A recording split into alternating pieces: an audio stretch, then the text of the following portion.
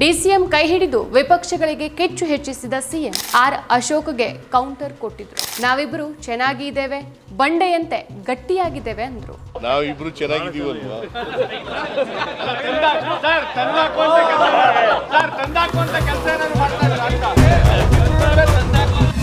ನಮಸ್ಕಾರ, ಎದಿನ.comಗೆ ಸ್ವಾಗತ. ನಾನು ಜಿಎಂ ಪವಿತ್ರ. ಕರ್ನಾಟಕ ರಾಜಕೀಯದಲ್ಲಿ ಇತ್ತೀಚಿನ ದಿನಗಳಲ್ಲಿ ರಾಜಕೀಯ ಕಿತ್ತಾಟ ಮತ್ತು ಒಳಗೊಳಗಿನಂತಹ ಚರ್ಚೆಗಳು ರಂಗೇರಿದೆ. ಇದರ ಮಧ್ಯೆ ಬಿಜೆಪಿಯ ಹಿರಿಯ ನಾಯಕ ಆರ್ ಅಶೋಕ್ ಉಪಮುಖ್ಯಮಂತ್ರಿ ಡಿ ಕೆ ಶಿವಕುಮಾರ್ ಅವರಿಗೆ ಒದ್ದು ಅಧಿಕಾರವನ್ನು ಕಿತ್ಕೊಳ್ಳಿ ಅಂತ ಹೇಳಿದಂಥ ಸವಾಲು ರಾಜಕೀಯ ವಲಯದಲ್ಲಿ ಭಾರಿ ಚರ್ಚೆ ಕಾರಣ ಆಗಿತ್ತು. ಆದರೆ ಈ ಸವಾಲಿಗೆ ಮುಖ್ಯಮಂತ್ರಿ ಸಿದ್ದರಾಮಯ್ಯ ಮತ್ತು ಡಿ ಕೆ ಶಿವಕುಮಾರ್ ಒಗ್ಗಟ್ಟಿನಿಂದ ತಿರುಗೇಟನ್ನು ಕೊಟ್ಟಿದ್ದಾರೆ. ನಾವಿಬ್ರು ಚೆನ್ನಾಗಿದ್ದೇವೆ, ಬಂಡೆಯಂತೆ ಗಟ್ಟಿಯಾಗಿದ್ದೇವೆ ಅಂತ ಸಿಎಂ ಸಿದ್ದರಾಮಯ್ಯ ಘೋಷಿಸಿದ್ದಾರೆ.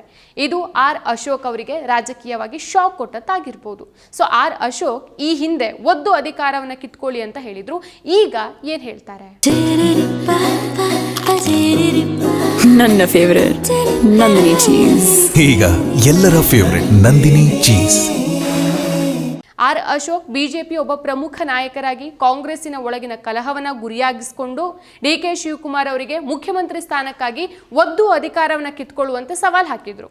ಕಾಂಗ್ರೆಸ್ ಒಳಗಿನ ಭಿನ್ನಾಭಿಪ್ರಾಯವನ್ನು ಬಹಿರಂಗಪಡಿಸುವ ಉದ್ದೇಶದಿಂದ ಈ ಮಾತನ್ನ ಆರ್ ಅಶೋಕ್ ಹೇಳಿದ್ರು.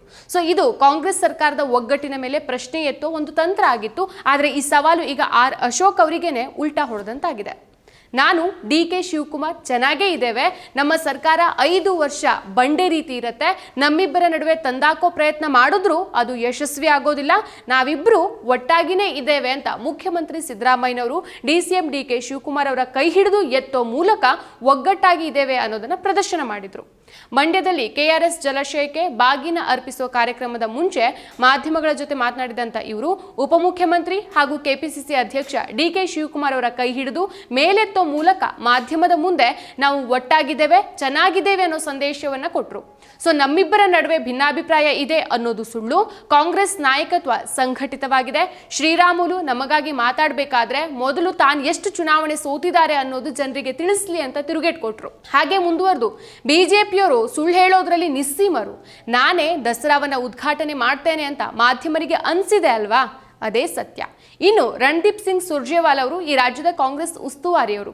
ಸೊ ಕಾಂಗ್ರೆಸ್ ಶಾಸಕರ ಕಷ್ಟ ಸುಖವನ್ನ ಕೇಳ್ತಾರೆ, ಆ ಮೂಲಕ ಅವರು ಪಕ್ಷ ಸಂಘಟನೆ ಬಗ್ಗೆ ಸಲಹೆ ಕೊಡ್ತಾರೆ, ಅದು ಅವ್ರ ಕೆಲಸ, ಇದರಲ್ಲಿ ಬೇರೆ ಏನೂ ವಿಶೇಷ ಇಲ್ಲ ಅಂತ ಹೇಳಿದ್ದಾರೆ. ಸೊ ಸಿಎಂ ಸಿದ್ದರಾಮಯ್ಯ ಅವರೇ ಡಿ ಕೆ ಶಿವಕುಮಾರ್ ಅವರ ಕೈ ಎತ್ತೋ ಮೂಲಕ ನಮ್ಮ ಸರ್ಕಾರ ಬಂಡೆಯಂತೆ ಗಟ್ಟಿ ಅಂತಾನೆ ಮುಂದಿನ ಸಿಎಂ ಡಿಕೆಶಿ ಅನ್ನೋ ಸಂದೇಶವನ್ನ ಕೊಟ್ಟಿಲ್ಲ. ಸಿಎಂ ಬದಲಾವಣೆ ಚರ್ಚೆ ಹಾಗೂ ಊಹಾಪೋಹಗಳಿಗೆ ಸಿಎಂ ಬ್ರೇಕ್ ಹಾಕೋ ಮೂಲಕ ನಾವು ಒಗ್ಗಟ್ಟಿನಿಂದ ಇದ್ದೇವೆ ಅನ್ನೋ ಸಂದೇಶ ಕೊಟ್ಟಿದ್ದು ಬಿಜೆಪಿಯ ತಂತ್ರಕ್ಕೆ ಇದೀಗ ತಿರುಗುಬಾಣ ಆಗಿದೆ. ಮತ್ತಷ್ಟು ವಿಶೇಷ ವಿಡಿಯೋಗಳನ್ನು ನೋಡಲು ಮತ್ತು ಹೊಸ ವಿಡಿಯೋಗಳ ಬಗ್ಗೆ ತಿಳಿಯಲು eDina.com ಯೂಟ್ಯೂಬ್ ಚಾನೆಲ್ ಸಬ್ಸ್ಕ್ರೈಬ್ ಮಾಡಿ ಮತ್ತು ಬೆಲ್ ಐಕಾನ್ ಕ್ಲಿಕ್ ಮಾಡಿ.